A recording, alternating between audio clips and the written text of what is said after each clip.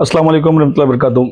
जो भी बताया जाता है अहले बैत अलैहिस्सलाम के ताल्लुक से या इस्लामी बातें जो कुछ बताई जाती है वो या तो कुरान से बताई जाती है या तो हदीसों से बताई जाती है। हम लोग किसी भी मौलवी मुल्ला का कोट या उनकी किताबों का हवाला नहीं देते, हत्ता कि औलिया अल्लाह की किताबों का हवाला नहीं देते, क्योंकि जब भी दीन की बात होगी या तो कुरान से दलील देना है या तो जितनी भी मोतबर किताबें हैं सियासत्ता उनसे देना है। छोटे छोटे मुल्ला मौलवी अपनी अपनी फतवेबाजी की किताबें लिख के गए हैं, वो भी कोई मायने नहीं रखती। चाहे जितने भी मुल्ला मौलवी फतवेबाजी की किताब लिख के गए हों, वो भी किताबें मायने नहीं रखती।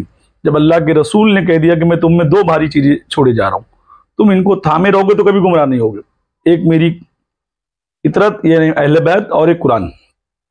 तो जो लोग कुरान को सिर्फ पकड़े हुए अहले बैत को छोड़े हुए हैं वो भी गुमराह है, और जो सिर्फ अहले बैत का दामन थामे हुए हैं कुरान पाक को छोड़ देंगे वो भी गुमराह हो जाएंगे।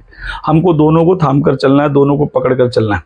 तो एक बात याद रखो, आपको जो कुछ भी कुरान शरीफ में मिलता है, अगर उसके बाद भी कोई मसलक का मौलवी कहे कि नहीं ये हमारे फिरके में नहीं है, हमारे मसलक में नहीं, तो याद रखना उस फिरके को छोड़ दो, उस मसलक को छोड़ दो, मगर कुरान की बात को नहीं छोड़ना है। सबसे पहली चीज। दूसरी चीज ये है कि हाँ, तर्जुमे देखो, तर्जुमा किसका सही है किसका गलत है, किसने क्या अपनी तरफ से बनाया है बिगाड़ा है, तर्जुमा देखते रहो, मगर कुरान की आयत जो उतरी है वो जिस लिए उतरी, उसका साने नज़ुल जिस लिए उस पर हमको अमल करना है। सबसे पहली बात।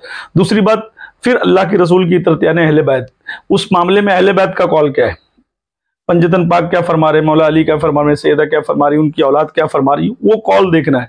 क्योंकि अल्लाह के रसूल ने ये कहा है कि मैं तुम में दो भारी चीजें छोड़े जा रहा हूं, एक मेरी कुरान और एक अहले बैत, इनको थामे रहोगे तो गुमराह नहीं होगे। इसीलिए हर दौर में, तीनों साहबा के दौर में काजी उल कुज़ा सबसे बड़े मुंशी के मसनद पर जो फाइज थे वो मौला अली अलैहिस्सलाम थे, फैसला करने वाले मौला अली अलैहिस्सलाम थे। तो याद रखना हमको उस अहले बैत अलैहिस्सलाम को पकड़कर चलना है जिनके बारे में अल्लाह के रसूल ने फरमाया मैं इल्म का शहर हूं तो अली उसका दरवाजा है। यानी जिसको भी मेरे बाद इल्म हासिल करना हो वो अली की जात से वाबस्ता हो जाए, अली के दामन को थाम ले। तो अली के बाद अली की औलाद उस मुकाम पर फाइज है, तो हमको अहले बैत अलैहिस्सलाम को हर हाल में पकड़ के रखना है। अब रह गई बात कि ये शिया करते हैं, ये सुन्नियों में नहीं है, सुन्नियों का इजमा ये नहीं बोलता है, तो ना तो सुन्नियों का इजमा तुमको जन्नत में लेके जाएगा, ना तो शियाओं का इजमा जन्नत में लेके जाएगा। तुमको जन्नत में लेके जाएगी खुदा उसके रसूल के हुक्म और उनके फरमान को मानना और उस तरीके पे अमल करना, और अहले बैत अलैहिस्सलाम की मोहब्बत, ये तुमको जन्नत में लेके जाने वाली। किसी का इजमा उजमा तुमको जन्नत में नहीं लेके जाएगा। इनका इजमा तो ऐसा है कि अब मैं क्या बताऊं, इसके इजमे के बारे में भी इंशाल्लाह मैं बहुत इनके पोल खोलने वाला हूं।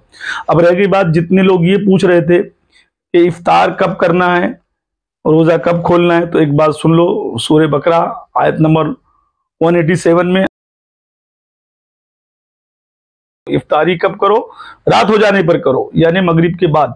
अब मालिक इब्ने मुअत्ता की किताब अगर आप पढ़ोगे तो उसमें भी लिखा हुआ है कि हज़रत उमर हज़रत उस्मान मगरिब की नमाज पढ़ लेते थे, उसके बाद इफ्तार करते थे। अल्लाह के रसूल भी यही करते थे, मगरिब की नमाज पढ़ने के बाद ही इफ्तार करते थे। खलीफा अव्वल भी यही करते थे, अहले बैत अलैहिस्सलाम ने भी यही किया है। इफ्तारी कब किया है? मगरिब की नमाज पढ़ने के बाद। क्योंकि अगर आप मान लो मगरिब की नमाज से पहले इफ्तारी करते हो और अगर टाइम जल्दी हो जाए, 1 मिनट भी जल्दी हो जाए, तो आपका रोजा टूट गया, यानी रोजा हराम हो गया। और अगर आप मगरिब की बात करते हो नमाज पढ़ने के बाद, अगर वो मकरू भी हो जाता है, तो मकरू यानी खाली डैमेज हो रहा है हल्का बोल के, आपका रोजा कायम है, उससे पहले रोजा टूट जाएगा। तो ये किताबों का हवाला, ये कुरान की आयतें देख लो जिसमें अल्लाह साफ साफ कह रहा है कि इफ्तारी कब करो, जब रात लग जाए, और सहरी कब करो, जब सुबह जाने वाली हो, सुबह सादिक तक तुम सहरी कर सकते हो, है ना।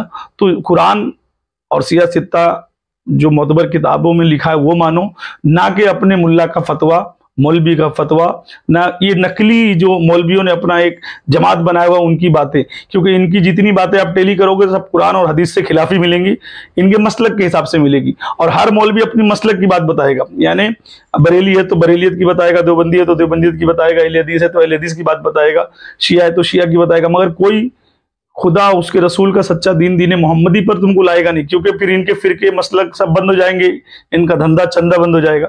इसलिए जो कुरान और हदीस कह रहा है वो मानो, जो नबी और नबी की आल कह रही है वो मानो। खुदा का हुक्म यही है कि नबी जो दे वो ले लो, जिससे मना करे रुक जाओ। तो अल्लाह के रसूल ने जो दिया वो लेना है, और नबी जिससे रोकते उस पर रुक जाना है। वस्सलाम वालेकुम रहमतुल्लाहि व बरकातुहू।